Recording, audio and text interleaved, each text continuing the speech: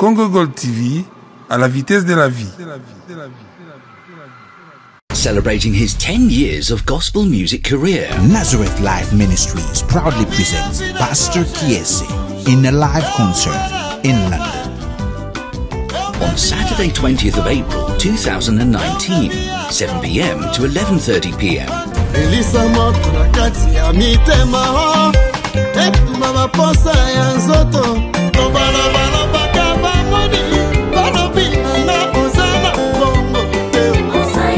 Pastor Kiese live in London. At KLM Centre, 117 Bruce Grove, London, N17 6UR. Special guests Couple Kibala, Pastor Joel Longo, Sister Belothy Rema, Brother Eriche Sungolo, Brother Piero Blessings, Sister Iken Kudinga, Brother Nico Antonio, Brother Alain Bompeti, and Ambassador Lindanda. Pastor Kiese live in London. See you there.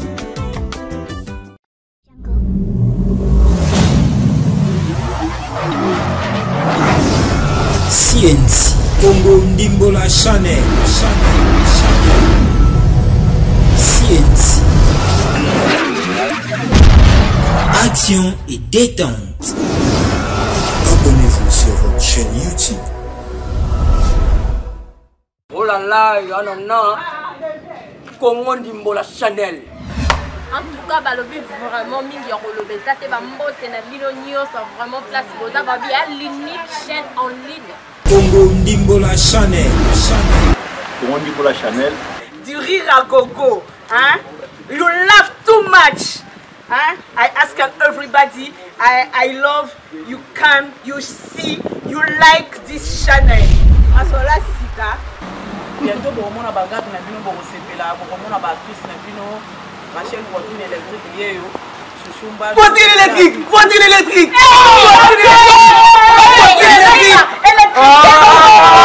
Papa courant. Courant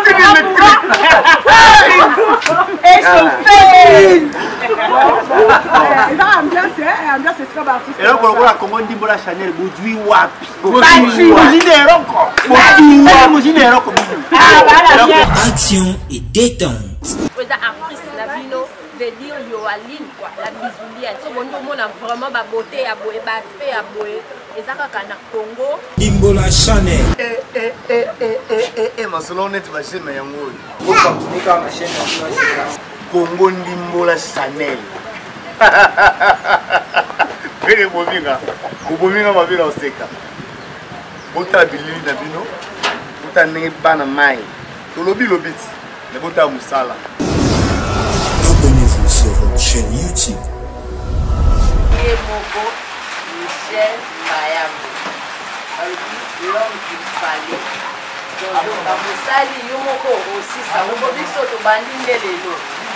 Mon boss, mes respects. Michel Mayabo. Hein? Pourquoi pas la Mayabo? Pourquoi pas la Bruno Mayabo? Hein? Il y a un site où on a un théâtre classique. Bino tout ami qui les masalanga kaisa la calamantone. Les la li pa pas la koto kwa kati na zona. Yango na boîte yo. Rendez-vous na Congo Ndimbola Chanel. Bo s'abonner. CNC Congo Ndimbola Chanel. CNC Action et détente. Abonnez-vous sur votre chaîne YouTube. Mbote bandeko balandi ya Congo Gold Television ndeko ngandeko la bino nazongeli bino sulelo na masolo kande tolobaki tobeta masolo matali mboka na biso na masolo ya lelo naza na makambo balé na lingina loba liboso na kosola na makambo ya na sa moi bilan ya makambo elekani ya ba élection ti ya suko yitko sala eza ya ba gouverneur. Donc, qu'est-ce que nous, le Congolais, quelles leçons nous devons tirer et qu'est-ce que nous devons faire. Et puis, à mi-balé, compte tenu ya Bamakambo et Salemi, suite na logique, que reste-t-il à Félix Tshisekedi à faire? Donc, et là, on est tikali pour Félix à Sala. Maloba liboso question ni volé na biso liboso na ngina loba bandeko biso tomoni ba élection ndenge salemi na mboka tomoni présidentielle tomoni nini législative ya ba sénateur siko ya ba gouverneur leçon nini tokoki ko tirer bandeko. Moi je crois que biso ba congolais il faut to bota maya sika. Au monde ndenge Yesu tango Nicodème ayaka kotuna ya lobi maître moi je suis docteur de loi en Israël mais je sais que toi tu viens de Dieu et lokoni ninga na koki ko sala ebisa lobi en vérité je te le dis il faut que tu naisses de nouveau. Biso ba congolais il faut to bota maya sika. Il faut to zala ba congolais batu ya sika. Et là où nga nazaka d'accord naza muto apare côté hein na préciser parce que biso ba congolais toujours hors contexte mais so muto alobi makambo photo ndimaka. Moi je suis d'accord comme Banda par exemple à Lubaraka il faut refonder le Congo. Il a tout à fait raison. Refondation à Congo ezate kotonga bandaku kotonga banzela kotonga ba hôpitaux oui ça c'est vrai mais boko tonga banzela boko tonga ba hôpitaux boko tonga bandaku boko salami boko créer ba emploi mais ce qui batu baebi importance ya ndaku te baebi importance ya nzela te baebi importance ya mosala te ekozala na tina te yango il faut nanu ebanda na biso batu il faut ebanda na biso batu pour ceux qui mutu akomi mutu asika congolais asika ayebi que non soki na lié na obwaka poswa mabele matenini ya bitabe na balabala te ayebi que soki batiende par exemple téléphone public na okende te na buka ayebi que même soki kande sali na kolinga te na kende kobebisa eloko entreprise ou bien nini soki congolais asika congolais akomi asika akoyeba que par exemple ba député provinciaux bakoyeba que ndenge nazali boye nakoki ko se servir na population te ko lokola marche-pied lokola échelle pour atteindre loko na lingi mais nazali wana émanation ya volonté populaire. Malheureusement revers ya médaille ya démocratie zabo ndeti na mboka na biso na Congo président ba députés provinciaux na nationaux bazali voté bazali élu directement la suffrage universel, suffrage direct universel. Ça veut dire que peuple bango baké batie ba voix à ka komi kombo bende to mona ki na machine à voter que pointé. Mais ce qu'on soit comme il kama ba sénateur na ya ba gouverneur et comme les kambeza suffrage indirect. Ça veut dire ba grand électeur ndeti ba député provinciaux bango nde bazo voter pour na ba gouverneur na ba sénateur. Alors so batuana baza batu ya sikate. Soki batuana bazali batoyo bazali na bosembo te bazali na sens ya éthique te éthique mukomsusu na lobela ki ezali koyeba kosala eloko nini soki nazali na situation moko songolo eloko nini onga na koki kosala ya mabe to ya malamu koyeba kokanisa pona nini nga na zoloba to pesi ndeti exemple total élection ya gouverneur ya ville ya Kinshasa tomoni ndeko Gentini Ngobila aleki bandeko nanga nga nazako nakokite naza juste elo mote za établi mais nomboko ya normal toyebi ke ndeko Gentini Ngobila par exemple aza cité parmi ba commanditaire ya massacre ya Yumbi. Soka zaki na bon sens, il fallait se retirer, il fallait même pas me positionner comme candidat. Peut perdre qu'on même pas cautionner. Mais comme toza batu te na kibo moto ezalité. Bozu boche mutuana. C'est vrai que ba preuve na les até que ceux qui gentili mutasala ki on. Mais imaginez batu o ya Yumbi. Bazomona ke bande kona ba kufaki. Que lelo Gentini pour la gratifier comme gouverneur et à ville à Kinshasa. Imaginez ni tozo linga kotinda na bato. C'est-à-dire que nous sommes dans un pays où la notion de justice n'existe pas.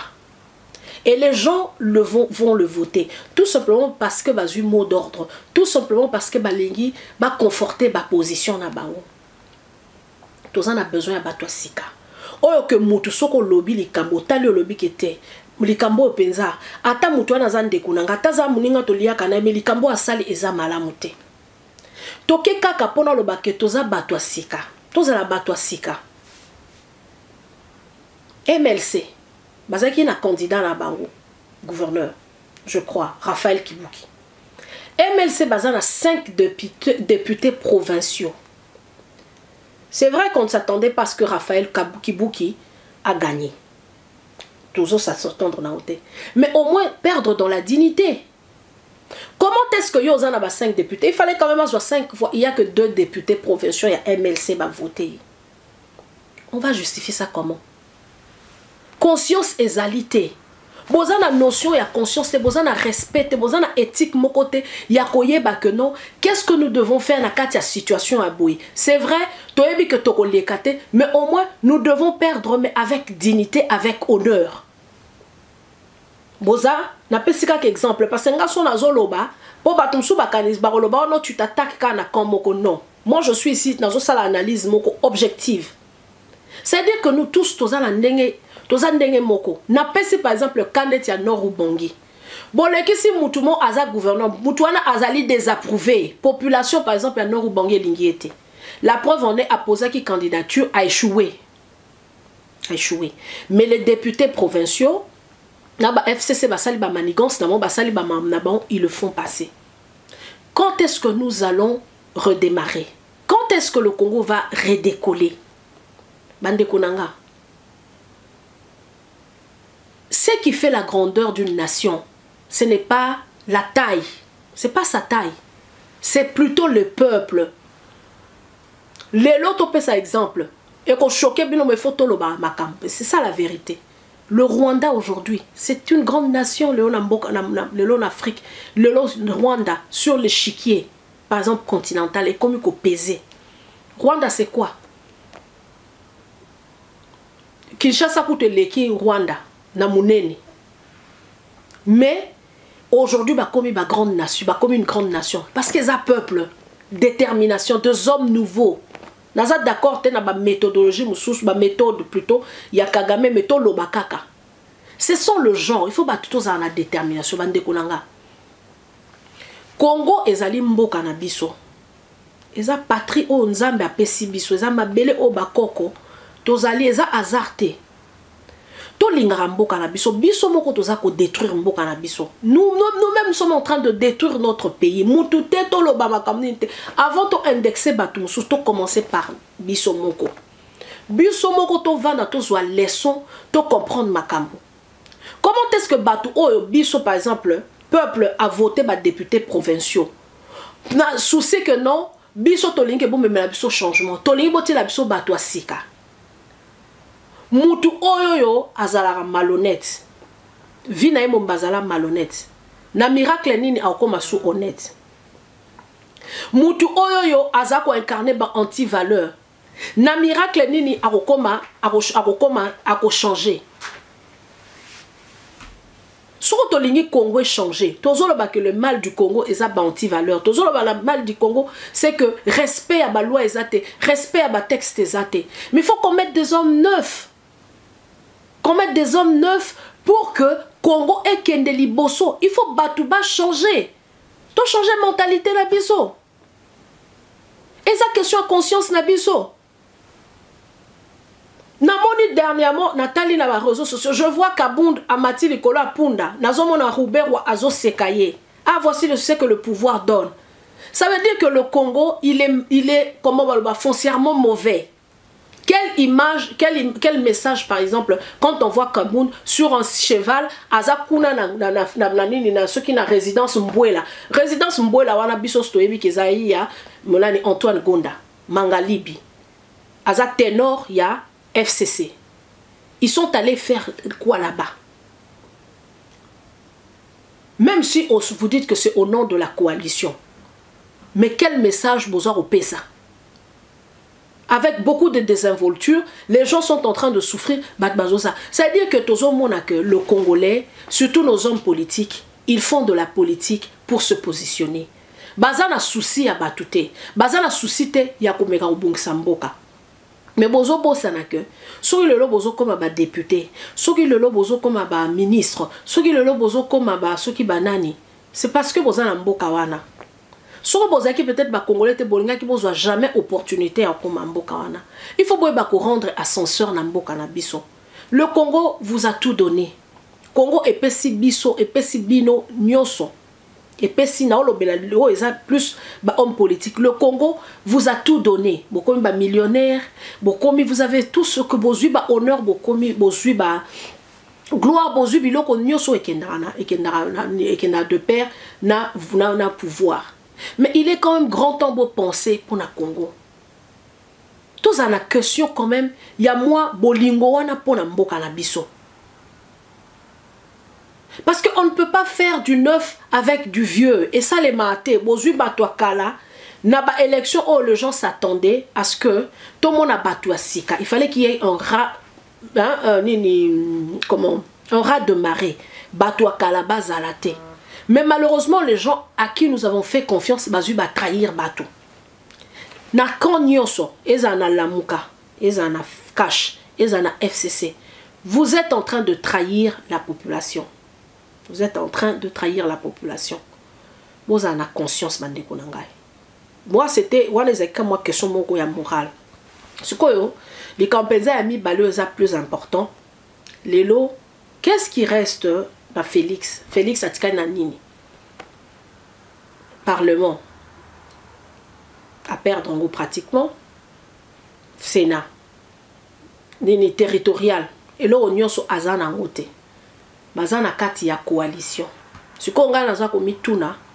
Baba bazana kati ya partenariat. Na kati ya partenariat, on a ba terme, na ba condition. Il y a partenariat izalaka. Qu'est-ce qui reste aujourd'hui à Félix? Parce que même poste net, il y a premier vice-président et assemblée nationale, ils ont garanti. Parce qu'il faut battre yeba.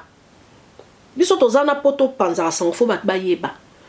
Au moni nakati assemblée nationale, représentation ezali proportionnelle. Ça veut dire c'est par rapport à nombre ya bateau bozanango ndebo bimisa. Yango bomoni lelo par exemple opposition bazara na 2 postes. Normalement, il fallait que base un poste mon cas ya rapporteur. Tant élection ya Yumbie ko Salema na ya ba Beni et renverser tendance, ba comme na nombre moins belé, na logique wana proportionnelle et sali que opposition le lo bazana 2 postes d'office. Mais surtout que na logique wana ya proportionnelle par exemple. UDPS ba koki même pas ko joa poste wana vice-président. Soki ba ko pesa kabund vice wana poste wana vice-président ezali pona mawa. Parce que na kati ya FCC, na kati ya coalition na FCC cash. Soit OK na logique à proportionnelle, il y a de poids lourds. Premièrement, PPRD, eza poids lourds. Soit ba tenir contre proportionnel. AFDC, des partis ya nani ya Baoti Lukwebu. Baza ba poids lourds.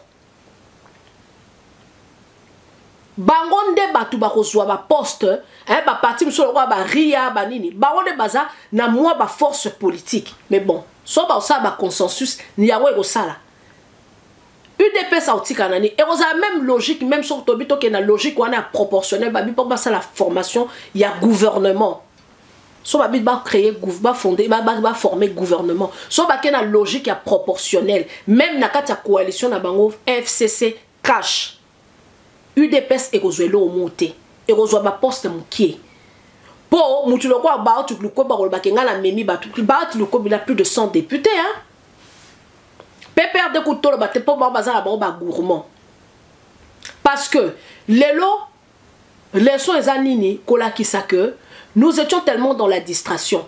Kabila il a eu le temps à ko bongisa makambo et aujourd'hui ce qui se passe aussi et azoro bongisa qu'est-ce qui va arriver en 2023.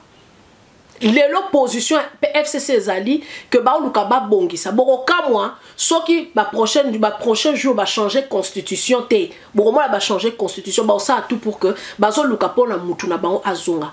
Alors qu'est reste-t-il à Félix? Il faut Félix a comme na courage ayebisa peuple ke na komi na souka. Coalition en gros, c'est vrai to salaki, mais on a été dupés. Nakati ya coalition en gros to sali, c'est nous qui sommes les plus dupes. Tozo se retrouver té. Parce que c'est vrai qu'il a des bonnes intentions. Il veut établir un état de droit. Il veut déboulonner le mauvais système. Il le fait avec les hommes. Système, système est abattuté. Mais qui fait un système? Système, système est ça les mailles. Alors, qu'est-ce qui reste à Félix? Félix a l'ouka se réconcilier na bande konaye. Il est encore temps. Bino bande kona biso a UDPS. Nazo pesa. Botika orgueil, botika triomphalisme au bozanango. Bon comprendre que Félix a koki kobi kaka soki azui légitimité ya peuple nyonso. Botika mamwana ya kofinga UDPS toloba 80 millions de Congolais. Moi je ne pense pas que parti UDPS bozana plus de 1 million de membres. Toloba vérité. Bino 1 million wana tende batu boko sala que politique ya Félix et Salema. Ezali les 80 millions de Congolais batunde bako sala que Félix a sala. Alors, bon aider, bon tika, bon pousser, bon zalakata triomphalisme, Félix, ce qui lui reste, c'est il faut qu'il se tourne vers Bandekonaye, Biso Bandekonaye, et Zala Bandekonaye, ou ya opposition, Basolola. Basolola.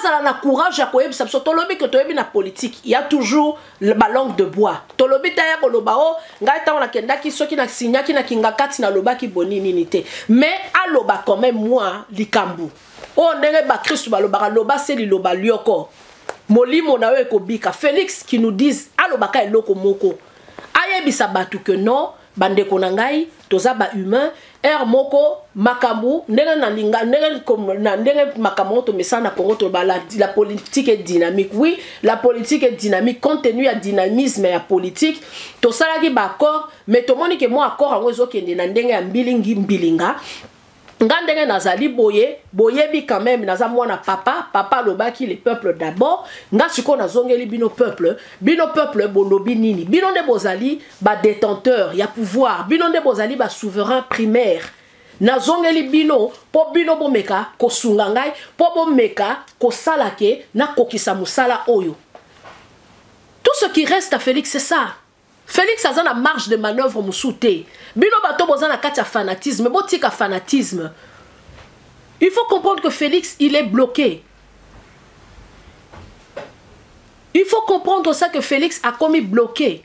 Azan a besoin, il y a soutien populaire. Azan a besoin il y a bino batu oyoyo bovanda bobana osaba fanatisme. Non, Félix a commis na souka. A commis na souka Azan a besoin batu ba aider. Pour que politique n'ait salema, pour que ba projet oyazo salema, parce que kuna na FCC projet na bango coalition na bango ezaki nini, pour que ba luka ndeni ba ko sala, pour ba revenir ba zonga na pouvoir na 2023. Donc bango de bazana baza mal intentionné. Ils sont en train ya ko sala makambu de sorte que pour que Félix a échoué, pour que peuple na 2023 ba lobakete toboya ki kutu Kabila on kutaza mieux koleka. Alors Félix, tozo lobela yo, bisom suto lingi yo. Ezate que parce que balobi na français qui aime bien châtie bien. Parfois toza na moi ba langage moko dur, ce n'est pas par méchanceté, c'est parce que nous voulons que mboka ane kende liboso. Congo toza na posa, au moni ndenge lelo makambo ekomi, mutu pa sali na ye marche lacrymogène ezate, mutu pa leki a critiquer na ye nini aner et interpellé et loko ba congolais balingi yangwana. Mais congolais alingi sous au-delà de ça. A monake misala ekomi ko salema et que moi na penza sisi classe ne d'abord soka tangi classe, atangi na ndenga solo ezate que professeur moko boy parce que bazamboka moko encourager non bato baza les plus méritants, bazwa place ango, ba créer pe ba emploi, soko po ke emploi Zalateo basala qui recommandation recommandée par XYZ non to salane basala na poto par exemple basali offre d'emploi batou basali osali demande na yo bazuyo ba retenir yo na liste après que osali interview na yo ba poser ba question ezala babilo moko aboye que non juge asali jugement na est correct ezalate que azali ko subir ba pression azo sala que non azo sala ba injustice non soda a inquiété mutute. Mais eloko wana ko salema soki lelo to lingi makambu ya Félix et que de liboso eza peuple. Donc ce qui reste à Félix, Luka bandeko na yo. luka bandeko na yo luka osolola na bandeko na yo nyonso ezala ya opposition ezala bato ya société civile bana wana ya ba citoyen ba mouvement citoyen ezala ba peuple solola na peuple yebisa peuple yeba ko communiquer yaka na approche mususu Félix yo yebi koloba lingala Félix yo oza mwana Kinshasa osololaka makambo so mobutu azako sa ezaki mabete mobutu azako sola na batuti so makambe baby boye omona akena selena kinkolo biso tozaba mke tozokola nye na sosola na sakola ateza na mamba lokuta me ayebisi peuple alinga yoka yo yebisa peuple kokokite yebisa peuple que coalition wana ekosimba te soki peuple asungi yo te accompagner yo te oko déboulonner ce système dictatorial wana te soki peuple asungi yo te oko établir état de droit te soki peuple asungi yo te oko te koluka kopesa relance économique ya mboka na biso donc na masolo alelo elo okanga na lingaki na loba yango wana bandeko na ngai merci ndenge bolanda biso Congo Gold Television soki boza toujours na ba suggestion tozali wana ba commentaire pe tozo sepela tozo zela bo tchaka pe ba commentaire poto yeba soki musala tozo ça les a bien soki pe ya kobongisa ezali ya kobongisa to kobongisa soki donc yango wana en tout cas nyonso nazaki ya koloba mokolo lelo nde tokutani susu na mokolo ekoya nzamba batela bino bozana kimia merci Congo Gold TV, à la vitesse de la vie.